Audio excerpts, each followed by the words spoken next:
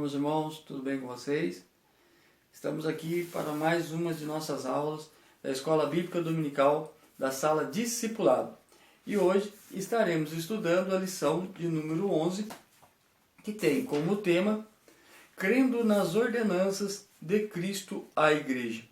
O nosso texto áureo para a nossa meditação se encontra em Mateus 28, versos 19 e 20. E diz assim a palavra: Portanto, ide, ensinai todas as nações, batizando-as em nome do Pai, e do Filho e do Espírito Santo, ensinando-as a guardar todas as coisas que eu vos tenho mandado. E eis que eu estou convosco todos os dias, até a consumação dos séculos. Amém. Mateus 28, os versos 19 e 20.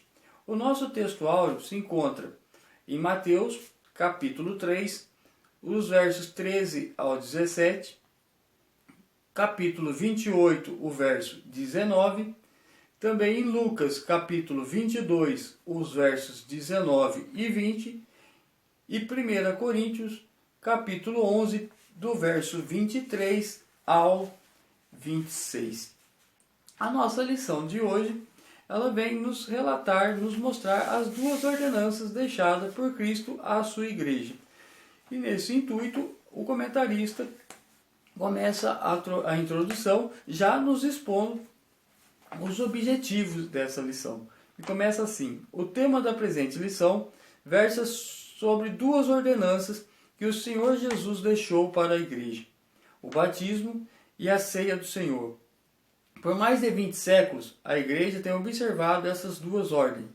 Embora cada denominação tenha diferentes entendimentos sobre a interpretação espiritual desses dois atos, para esclarecermos a você o porquê desses desentendimentos, iniciaremos a nossa lição conceituando duas palavras importantes: ordenança e sacramento, para então compreendermos o nosso tema. E informaremos a tradição que segue a Igreja Evangélica no Brasil. Em seguida, analisaremos a simbologia do batismo e da ceia do Senhor. Com esse estudo, o nosso objetivo é que cresça em você o desejo profundo de declarar a todos a fé que abraçou. O tópico 1, a ordenança não sacramento. Tópico 1.1 vai nos dizer o que é sacramento. Derivado do latim sacramento, o termo referia-se a uma soma de dinheiro considerada sagrada a deuses pagãos.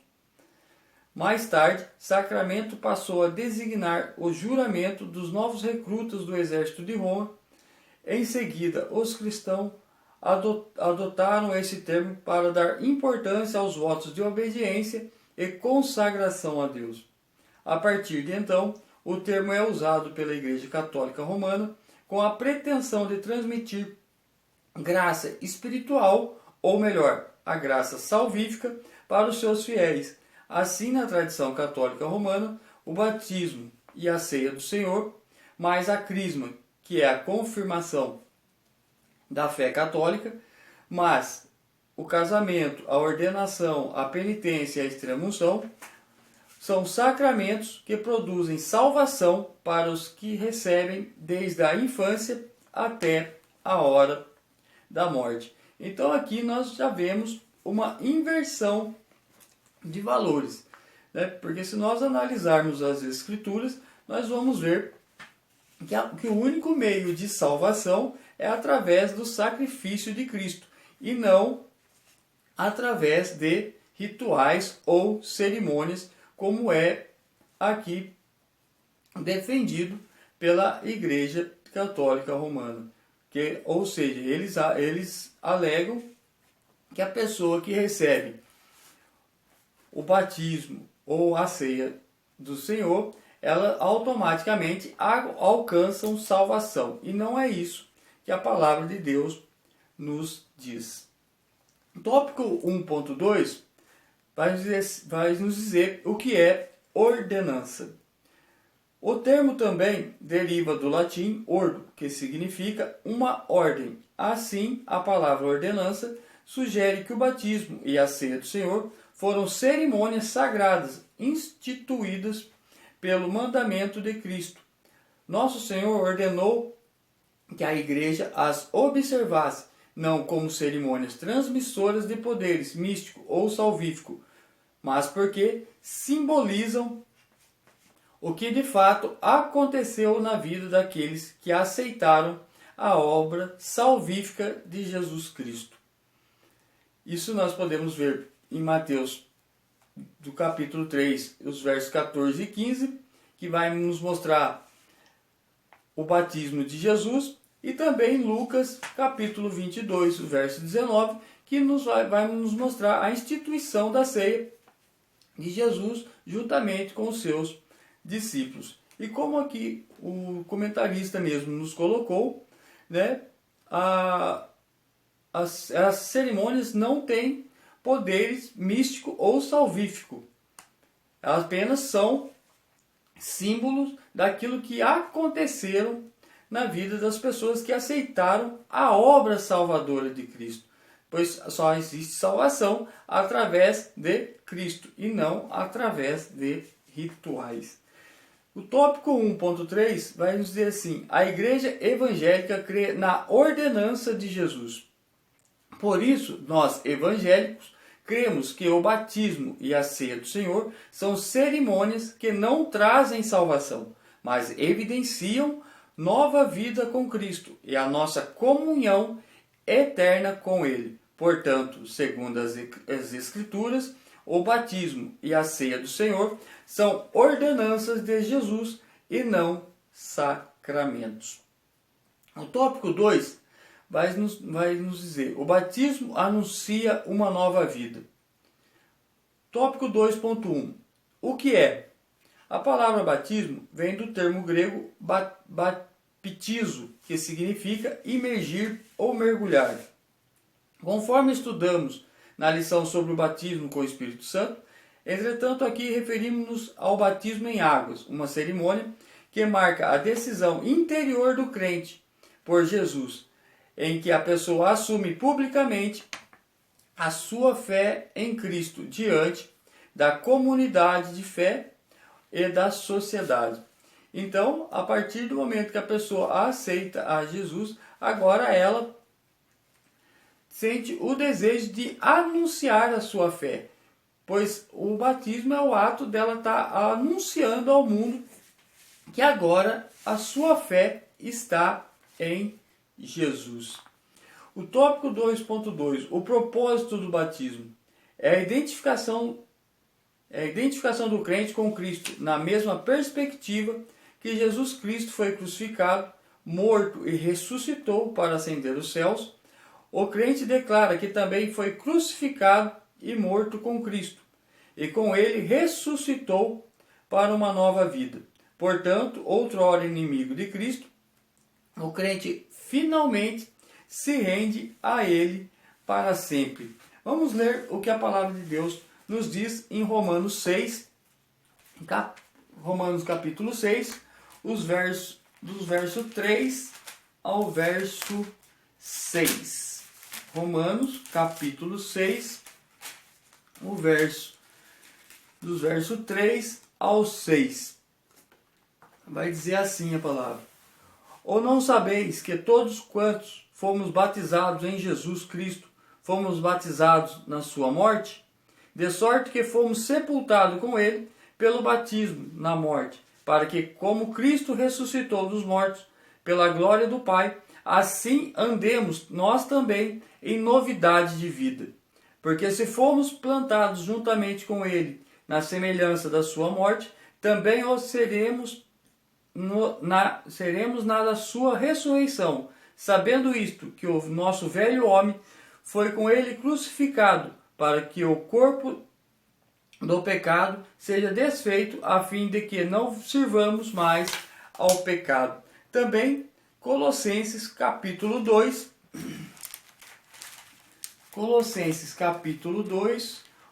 dos versos 12, Colossenses capítulo 2, verso 12 e 13.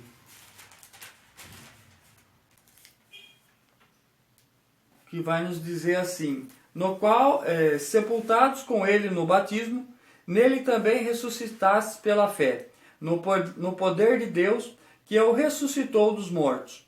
E quando vós estáveis mortos nos pecados, e na incircuncisão da vossa carne, vos vivificou juntamente com ele, perdoando-vos todas as ofensas. Então, o propósito do batismo, nós vemos que é declararmos que o velho homem foi morto e ressuscitou uma nova criatura agora em Cristo Jesus. 2.3 vai dizer assim: por que não batizamos crianças? Ora, se cremos pelas Escrituras que o batismo é a iniciativa do crente pela sua rendição a Cristo, seria incoerente batizarmos crianças recém-nascidas, já que elas não têm desenvolvimento cognitivo pleno para declarar a fé por Cristo. Por isso, a maioria das igrejas evangélicas adota o costume bíblico de apresentar as crianças recém-nascidas a Deus diante da igreja local, como Jesus foi apresentado no templo. Lucas capítulo 2. Lucas capítulo 2, os versos 22 ao verso 24. Vai nos mostrar a apresentação de Jesus no templo.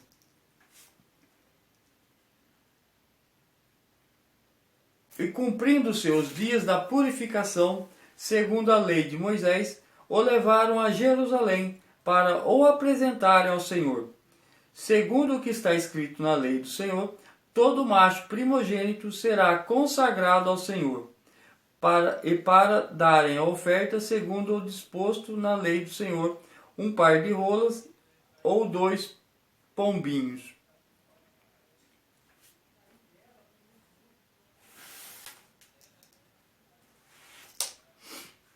Então nós vemos que Jesus, quando ele tinha passado o tempo da purificação, né, ele foi consagrado a Deus, ele foi apresentado a Deus no templo, só vindo a ser batizado quando ele mesmo vai até João Batista. Assim, os pais da criança apresentada são estimulados a fecharem o compromisso de educá-la no Evangelho ao longo da vida. Então, quando a criança atingir a maturidade, solicitará o batismo a fim de proclamar publicamente a sua fé em Cristo. Então, nós não batizamos crianças por entender que criança ela não tem como confessar a sua fé. Né? Como que uma criança vai confessar algo que ela não tem entendimento? Então, quando a pessoa passa a ter entendimento que precisa realmente ter um encontro com Cristo, precisa da sua salvação, então essa pessoa ela pode vir a aceitar a Jesus e assim também ser batizada. O tópico 3 vai nos dizer: a ceia do Senhor anuncia a comunhão com Cristo. O tópico 3.1, o que é? É uma reunião que a igreja cristã vem observando desde o tempo do ministério terrestre de Jesus Cristo. Foi ele próprio que instituiu quando da sua última refeição com os santos apóstolos. Então nós vemos que foi o próprio Cristo que instituiu a ceia, como nós já venhamos falando anteriormente. Vamos ler Lucas capítulo 22, dos versos 14 aos versos 23, que vai nos mostrar Jesus instituindo a ceia. Lucas capítulo 22, o verso 14 ao 23. Diz assim: e chegada a hora, pôs-se à mesa com ele os 12 apóstolos. E disse-lhes: Desejei muito comer convosco esta Páscoa, antes que padeça.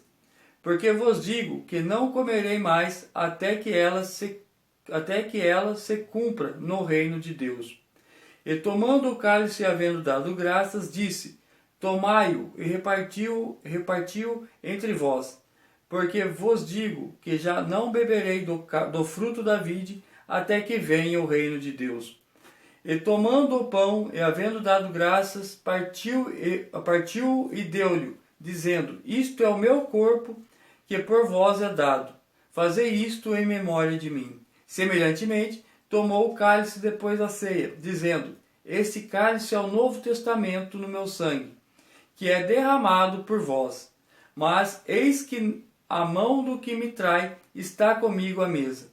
E na verdade, o Filho do Homem vai segundo o que está determinado. Mas ai daquele homem por quem é traído. E começaram a perguntar entre si qual deles seria o que havia de fazer isso. Então nós vemos que na última refeição de Cristo, ele institui a ceia, onde o pão simboliza o corpo partido de Cristo por nossa causa. E ele doou-se e foi moído por amor de nós. O suco de uva simboliza o sangue derramado de Jesus na cruz por amor de nós. Assim, a ceia do Senhor lembra-nos de Jesus Cristo em três perspectivas: passado, presente e futuro. E qual é o propósito da ceia? No tópico 3.2 vai nos mostrar esse propósito, que é o propósito da comunhão com Cristo e também a comunhão com o corpo de Cristo, que é a igreja. Com Cristo, porque relembramos a sua morte, o passado. No tempo presente, ele está vivo e habita em nós. E no tempo futuro, ele voltará. Por isso, as três perspectivas: passado, presente e futuro. Passado, porque ele morreu e ressuscitou por nós. Presente, porque ele vive em nós. E futuro, porque ele voltará e vai conosco beber de novo da vide, que é o que nos fala o versículo de número 18 de Lucas 22. Porque vos digo que já não beberei do fruto da vide até que venha o reino de Deus. Então, quando ele retornar novamente, estaremos ceando com ele. Quando nos assentamos à mesa do Senhor, não o fazemos sozinhos, pois comungamos com outros que têm em Cristo a mesma esperança nossa. Portanto, na ceia do Senhor, há um propósito de ratificarmos a nossa comunhão com os nossos irmãos em Cristo, esperando uns pelos outros, pois amar a Deus está essencialmente associado ao amor ao próximo. Então nós vemos que além da comunhão com Cristo, também tem o propósito da comunhão com os irmãos. Podemos ver em Marcos capítulo 12, o verso 30 e 31, como nos diz o último parágrafo aqui do tópico 3.2, que amar a Deus está essencialmente associado ao amor ao próximo. Marcos capítulo 12, os versos 30 e 31. Marcos capítulo 12, verso 30 e 31. Vai nos dizer assim: Amará, pois, o Senhor teu Deus de todo o teu coração, e de toda a tua alma, e de todo o teu entendimento, e de todas as tuas forças. Esse é o primeiro mandamento. E o segundo, semelhante a este, é: amarás o teu próximo como a ti mesmo. Não há outro mandamento maior que esse. E também podemos ver em 1 Coríntios, capítulo 10, que vai nos mostrar também que devemos ter a comunhão com o corpo, que é a igreja. 1 Coríntios, capítulo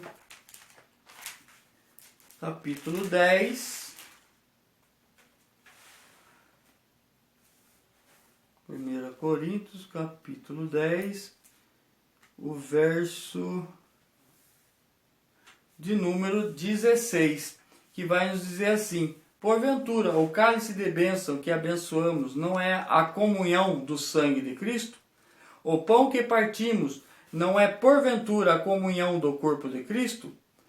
Porque nós, sendo muitos, somos um só pão e um só corpo, porque todos participamos do mesmo pão. Ou seja, todos nós participamos do único pão, que é nosso Senhor Jesus Cristo. O tópico 3.3 vai nos falar em memória de Cristo.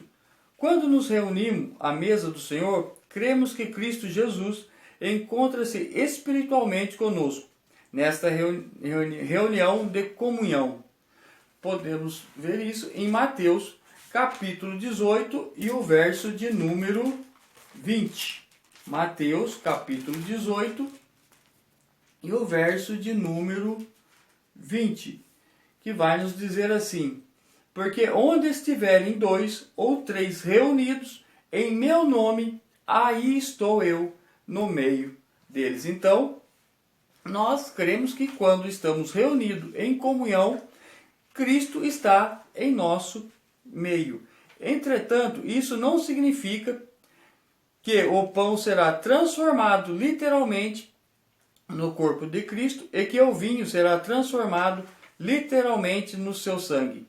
Nesse sentido é que dizemos que os elementos da ceia do Senhor simbolizam o corpo de Cristo, como figuradamente o nosso Senhor falou a seus discípulos em Lucas capítulo 22.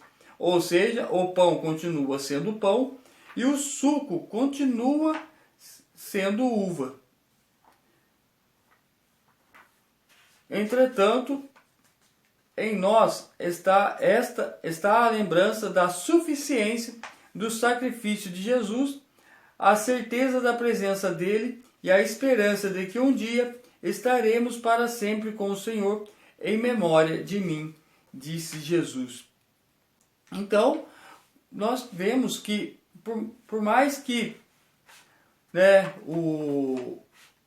muitas pessoas às vezes cometem o equívoco de achar que o pão se transforma no corpo de Cristo e o suco de uva se transforma no sangue de Cristo, nós vemos que não é bem assim. O pão ele apenas simboliza o corpo de Cristo, assim como o suco de uva simboliza o sangue de Cristo vertido na cruz do Calvário. Isso é para que nos traga a memória daquilo que Cristo fez por nós, do seu sacrifício por nós. Então é para isso que tem esses elementos, para apenas simbolizar aquilo que Cristo fez. Então não é que o pão transforme-se no corpo dele ou que o vinho venha se transformar no sangue, mas representa o corpo e o sangue de Cristo derramado ali na cruz do Calvário. Para nossa conclusão, nas primeiras comunidades cristãs não se cogitava a possibilidade de um crente em Jesus não ser batizado, por conseguinte, não participar da ceia do Senhor. A presente lição mostrou a você as duas ordenanças que Jesus instituiu para a sua igreja, o batismo e a ceia do Senhor. Aprendemos ainda que elas proclamam para o mundo a decisão que tomamos. Portanto, proclamemos a fé através do batismo e participemos da ceia do Senhor, para ratificar a nossa comunhão com o nosso Senhor e o corpo de Cristo, que é a igreja. Que Cristo Jesus vos abençoe, que nós possamos ter uma semana abençoada debaixo da graça do nosso Senhor Jesus Cristo e que em breve possamos estar novamente em nossas salas de aulas em nossas igrejas. Em nome de Jesus. Amém.